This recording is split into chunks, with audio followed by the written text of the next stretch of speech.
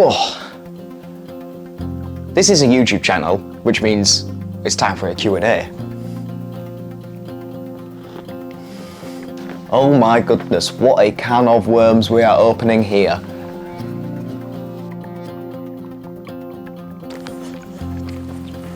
What is your bucket list of birds you want to have a go flying in your career? Eurasian griffon vulture. How did you get into falconry? I did work experience and just got on really well with the birds. What does it mean when a bird molts? They drop out all their old feathers and start to grow new ones through. Who's your biggest inspiration in the falconry world? Probably Mimer. Do you ever think you'll lose interest in the bird world? No. Why you're not having a hawk? True hawks don't fit well for my business, and more of a hunting bird. Why are you so gay? Why are you so straight? Why used to get into it as a young adult? Join a club, volunteer at a centre, find a mentor. What bird might you consider training next? I'd love a Stella Sea Eagle to train. Can I get any bird? You can't just get any bird, no. How do you manage negative feedback from people that don't like you or falconry? Just ignore them. What was your favourite bird to train?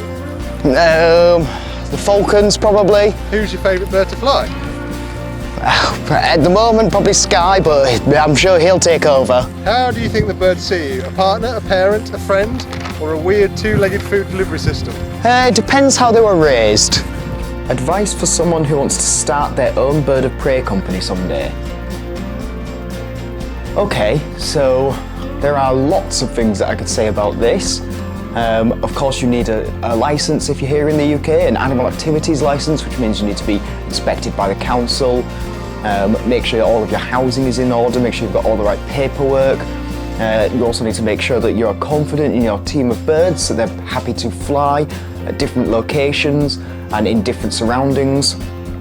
But I think the main piece of advice that I would like to give is, if you have a bird of prey business that obviously is in front of the public a lot of the time, you are holding up the standard of falconry that the public sees.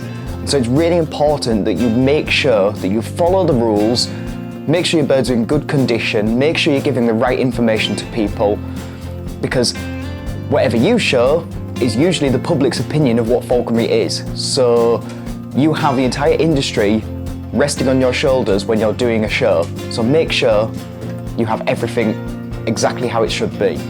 What are your plans for this winter? So now that the show season is over, I don't have to be going out as often to doing displays at events and things. I still do have work on, but the winter allows me to start training some of the birds that have been molting, start working on other projects. So I've got lots of videos planned for YouTube to make this winter. I've got a few birds to be training. There's Igor, my kestrel. I'm going to be making a video about him, training him to a lure. I've got my Barry the buzzard. He's a wild buzzard that I took in. Legally, the government gave me paperwork for him. So he's finished molting, so I'm making a video about him. I've got my new bald eagle that's going to be in training, and he's getting a video. So I've got little bits of work here and there, but most of this winter is going to be training birds and filming them to make YouTube videos for YouTube. How is the Caracara doing? The Caracara is doing well. She does now have a name. She's called Isla. Now, I did plan to make another follow-up video about her training, but unfortunately she actually broke her leg. I have no idea how she managed it, and the particular type of break it actually spiraled down her leg. So thankfully she didn't need surgery, she didn't need plates and pins, but she was in a cast, and obviously I had to keep her inside to keep her warm, and she couldn't perch, so she stayed in a dog crate for about a month whilst her leg healed. But birds, they make a lot of mess when they're confined in a small space, and because she didn't have any equipment on, and because she was still in very early stages of training, I couldn't actually pick her up like you would a normal bird of prey. So every time I had to clean her out, I had to cast her, which means she now hates me because the only experience she really has of me is shoving her into a little crate and then grabbing hold of her to clean her out. And then she started molting. So her leg is all healed. She is well on her way to getting a molt done. And as soon as that's finished, she'll be back into training this winter as well, hopefully ready for shows next year.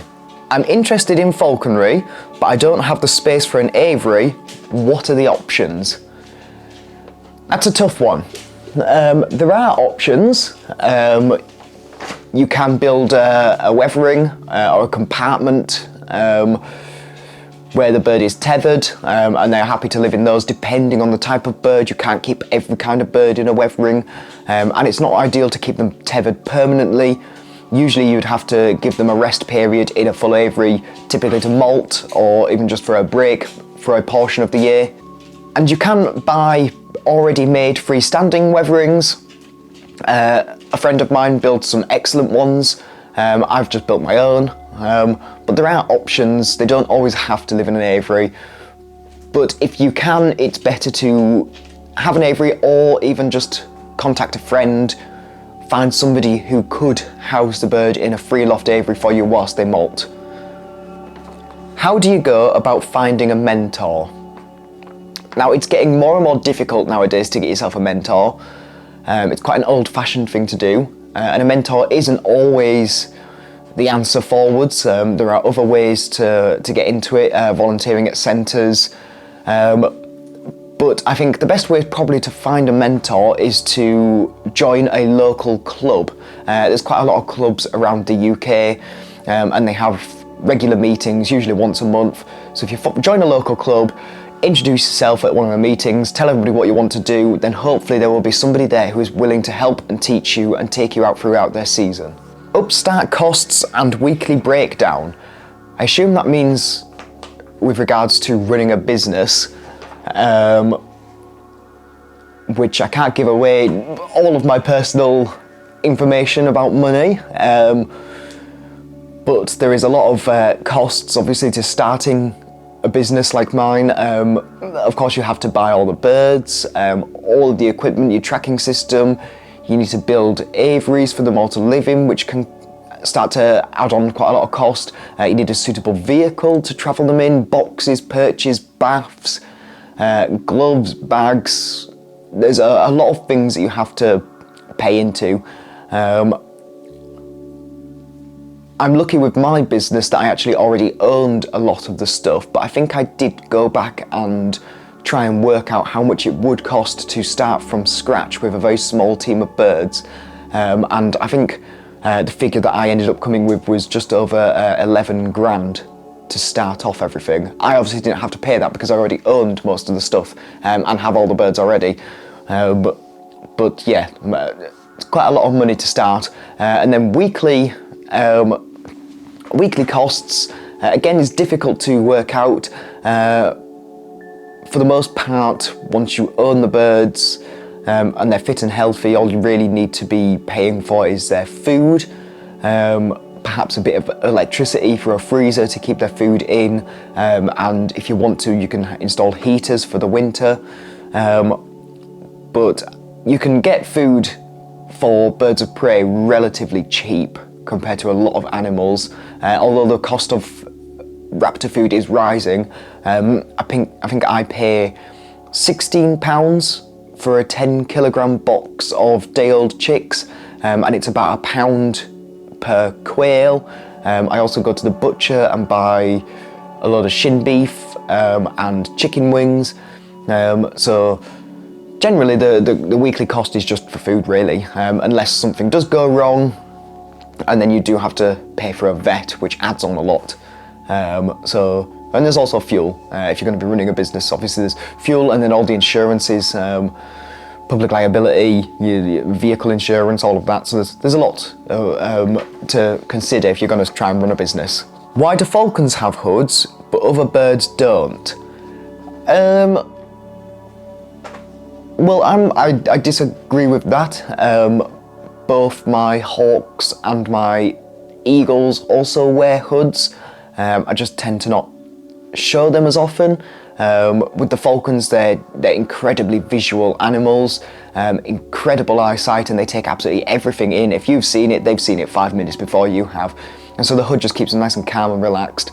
And some of the other birds are just tend to be a bit hardier and not as jumpy all the time.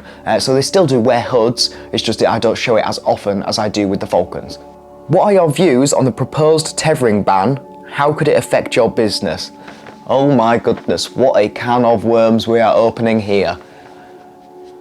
So if you're here in the UK, the government has tried to introduce a new law to ban tethering. Now there is so much stuff that I could go into, so much detail. I mean, this topic could have its whole own video, but I do know that people have made videos about this, so I'm not going to join in with that because it's an absolute minefield of information. It is quite scary to think that the government is trying to ban tethering, because I think what they were wanting to do was to stop people from keeping birds tethered to perches all of the time. But what it ended up doing is putting a massive load of red tape just around the general training of falconry birds, because tethering doesn't just mean when they're sat on a perch, it's to the glove, it's on a training line. So if that was all to be banned, it would be incredibly difficult to train and fly birds of prey. The government did set a deadline where they were going to decide to move forward with this law, and the deadline came around. And thankfully, enough of us in the industry banded together to complain to the government that they've not done their proper research for this new legislation. And so at that point, the government did then take a meeting with a bunch of industry experts, and they admitted that they've maybe done it not in the right order. The industry experts told them that it would just destroy the industry, and so they're rethinking about it at the moment. But it's not supposed to come into effect until I think early 2028, so there's plenty of time to understand it, change the way that we do things, but hopefully the government will be as extreme. I reckon there will be new restrictions put in place. I reckon certain birds will be outright banned from being tethered. The Hawk Board already has rules against tethering owls and a few other species, so I wouldn't be surprised if the government actually makes a law that follows in line with that. But hopefully they won't just outright tethering altogether. Can you do a video on bringing a bird back into work after the molt? Yes, so this is called reclaiming. I am thinking about doing a video all about the reclaiming checks that you need to go through, but even if I don't do that, I have recently reclaimed both my kestrel and my buzzard, as I said earlier, and they're going to be training this winter, and they've got a video all about them, so there will be a couple of videos that include things about reclaiming coming out this winter. I've recently gained my Raptor award and wondered if it's rare to find falconry jobs. It can be. The whole animal industry is incredibly competitive, and it's getting really difficult to find a job in a zoo or falconry centre. The way that it's kind of gone is that you need at least a degree now to stand up and work in one of these places. So many people have animal-related degrees that if you don't have one, then it's going to be difficult for you to be hired over everybody else who already does. But saying that, you don't need a degree. It's not a job that requires a degree, and with enough experience you can sort of fight against all the people who have this further education. So it's not entirely about degrees. There is a lot of education that comes in, a lot of experience that comes into it as well. But again, working in a zoo or a falconry centre is not the only way that you can work with birds of prey. There are also plenty of pest control companies that use birds of prey as a deterrent, and they will often hire people with little or no experience and train them up themselves. So you just have to keep looking, keep trying to gain experience where you can, and yeah, it's not easy, but it can be done. If you want to be a falconer as a job, would you suggest anything other than volunteering? Well, volunteering certainly goes a long way. Like I've just said, a degree will also go a long way, further education. There are training courses that you can do at certain centres that will give you a head start in getting a job. But really, yeah, it's just all about experience, looking in the right places, having that educational background. But yeah, it's tough It's a tough industry to get into. What is your end goal for Mercer Falconry? Oh God, that's a tough question. What is my end goal for Mercer Falconry? Well, hopefully I would like to be able to do it as my entire job for the rest of my life until I retire. But I mean, if I really think about it, the big dream, the big end goal is to have my own falconry centre. So it's a mobile business at the moment, but I would love to one day make the move into having my own centre, where I could then do conservation work, scientific research, breeding programs again for conservation, as well as doing displays and experience sessions and all the things that I do as a mobile business now. But yeah, I'd love a falconry centre. How would you divide up training a new bird of prey, and how often do you fly them all? How do I divide up training? So obviously it comes in stages. You've got your reclaiming, if it's been molting, and then you go through your manning stage. It's a stage of getting them comfortable, being on the glove, getting them comfortable walking around, being in their surroundings, feeding off the glove, being close to you, being handled and touched by you, having the hood put on and off, having their equipment messed with. And then we move to getting them to step onto the glove, then jump to a glove, then we increase that distance until eventually we can let them go free. Now there is no set rules and timeline for how long or short each of these stages should take. It depends entirely on how good you are at training a bird, but it also depends on the individual bird themselves. Some birds will pick it up and accept it all a lot faster than others. So really, it's all just down to the falconer and the individual bird, and you just have to go at whatever pace you are comfortable at, and whatever pace the bird is comfortable going at as well. How often do I fly them? I try to fly them every single day. Running this business is my only job. I don't have another job to go off and do. I'm very lucky with that regard, which means, yeah, it is my job to get out there and fly them as often as I possibly can, every single day if I can. From a beginner's point of view, what books are a must-read for knowledge, reference and inspiration? Now, I've shown books on the channel before. I made a video about how to get into falconry, and I showed a few of my favourite books on that. But I will show them again. I have a full list of books that I enjoy reading on my bookshelf. But three main ones for, I would say, knowledge, reference and inspiration. For knowledge, it would have to be this one, Falconry and Hawking by Philip Glazier. Excellent book, loads of information in there about everything that you would need to know from a beginner's point of view. But also for reference, there's lots of images about housing and equipment and furniture and how to make all the stuff. And then another one for reference would definitely have to be the Encyclopedia of Falconry by Adrian Walker. Falconry has its own language, there's so many different words, and to be able to get into falconry you have to understand how to speak the language and what words to use, and so this book is really useful just to be able to quickly go and look up words that an experienced falconer might have said to you that you don't already know. And for inspiration, I would say it has to be As the Falcon Heard Bells by Philip Glazier. I really like this book. It's a bit sort of like an autobiography by Philip Glazier, who opened the International Centre for Birds of Prey in 1967. But yeah, there's loads of books. I will add a list of a few of them in the description if you'd like to see even more, or build up your bookshelf. What is the easiest way to get your Harris Hawks to fly together?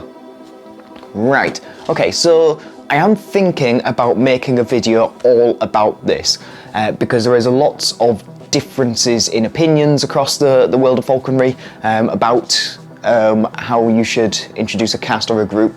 I personally, a lot of the time in the past, I have just chucked Harris Hawks out together and let them work it out.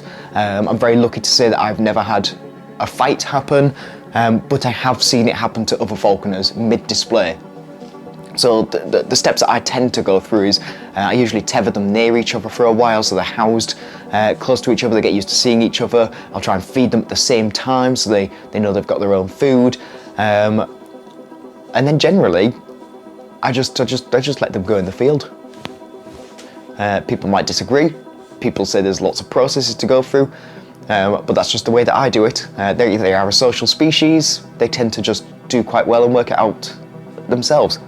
But yeah, I might be making a video all about it in a lot more detail. If you could give 3 top pieces of advice to a new falconer, what would they be?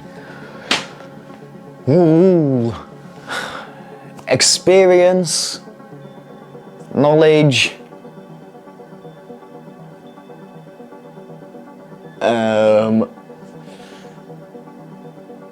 3 pieces of advice.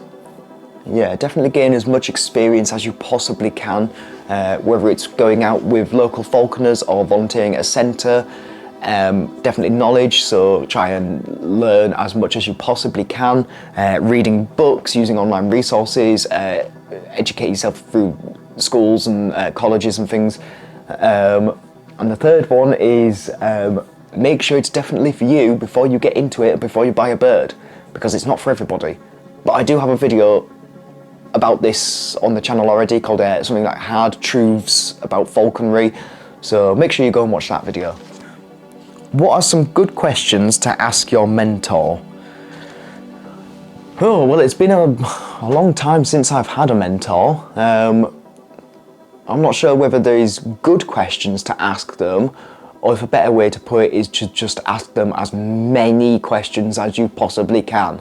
When you're starting in falconry, just pretend there is no such thing as a stupid question. Just ask them absolutely everything, because the most amount of knowledge that you have, the better you will be with your bird.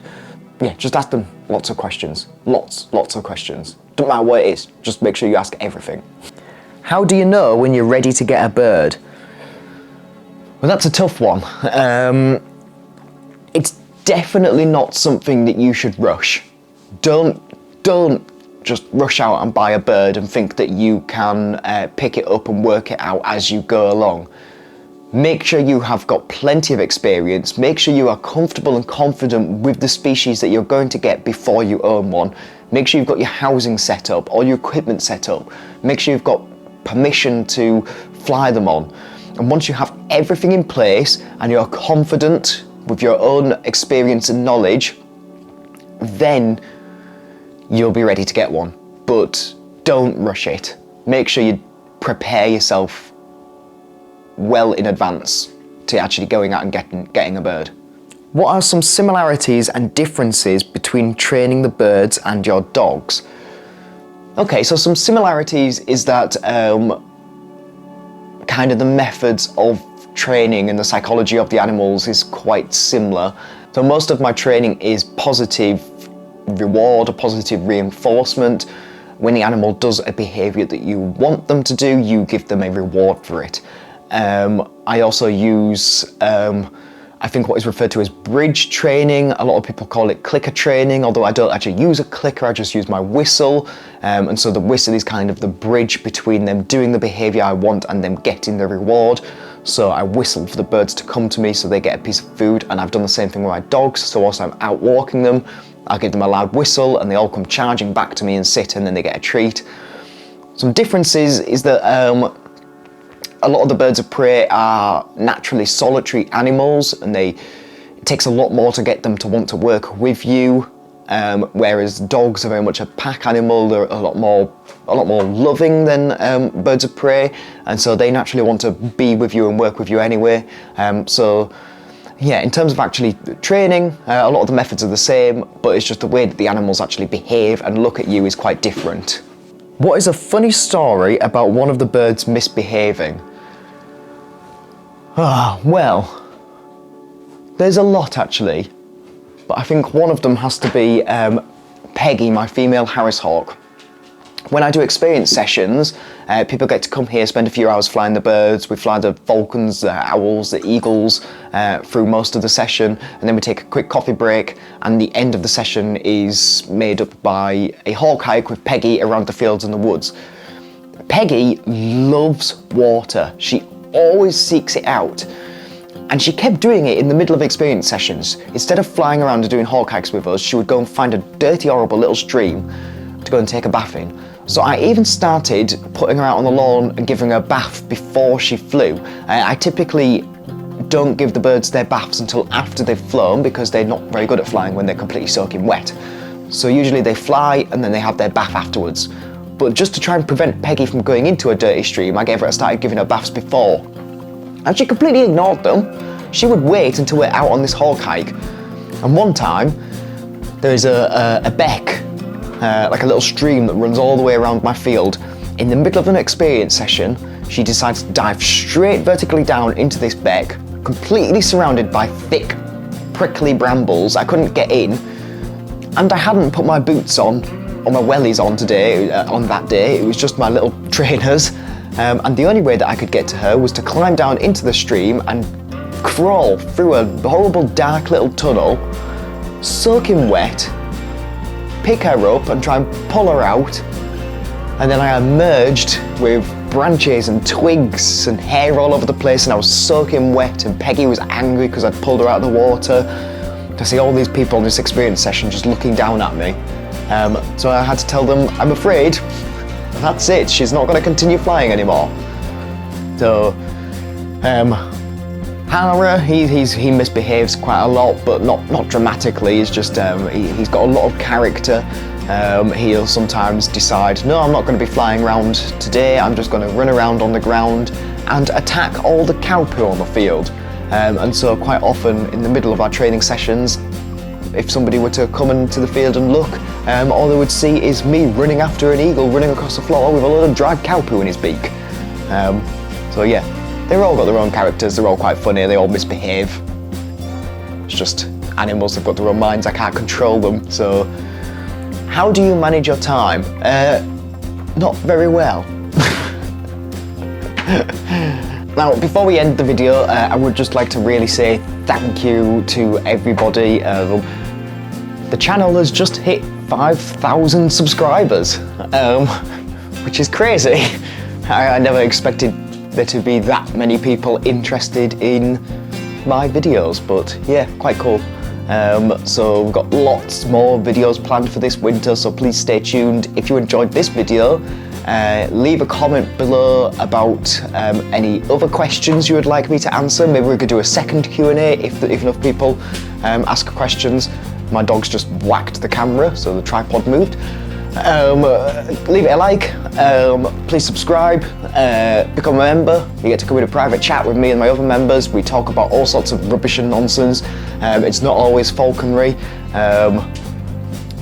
Silkfish, toes in whiskey.